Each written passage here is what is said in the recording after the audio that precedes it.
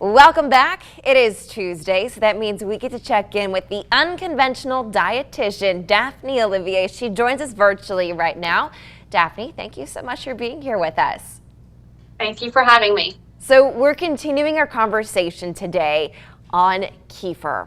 We learned a lot about it yesterday, but let's compare it today to yogurt and eventually cottage cheese. Is it similar to yogurt? Yeah, so it's much more similar to yogurt than cottage cheese. So kefir is a fermented milk product. And the difference really between yogurt and cottage cheese is just the types of bacteria that are used to ferment it. And it is still very much a probiotic type of food. It's really more of a beverage, just like a drinkable yogurt. Is one better than the other? Is one more superior? I would say probably kefir is probably better because it has more bacteria in it, so more probiotics in it, more so than yogurt, and it can have a little bit more variety where yogurt tends to have some of the same bacteria that are used to ferment it. But kefir is a little bit less common, so it's a little bit harder to find a good kefir that doesn't have a lot of added sugar to it. And now what about cottage cheese? Because that's been very popular lately, especially over on TikTok. How does kefir compare to cottage cheese? So their kefir yogurt and cottage cheese are all traditionally made out of cow's milk.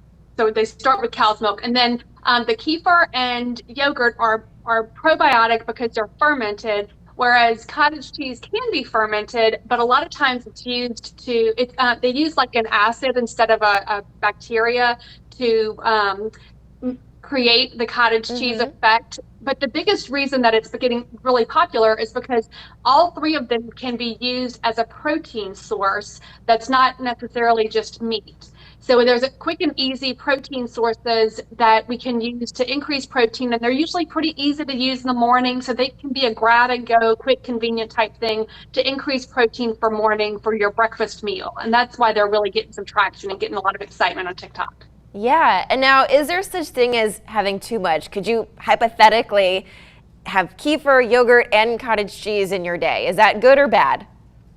So you could, I mean, if you have too much kefir or yogurt, kefir specifically, you might get a little bit of stomach rumbling. You might get a little bit of an upset stomach because it's changing the actual bacteria that's in your digestive system.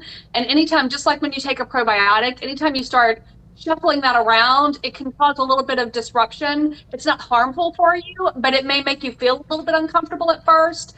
Cottage cheese is probably not going to create that same issue unless you just really have a severe lactose intolerance. So there is still a little bit of lactose in some of those products. I love this conversation that we've been having on kefir. Daphne, we are out of time, but if people at home have a question for you, how can they find you? You can find me on my website, theunconventionaldietitian.com, or through Facebook or Instagram at The Unconventional Dietitian.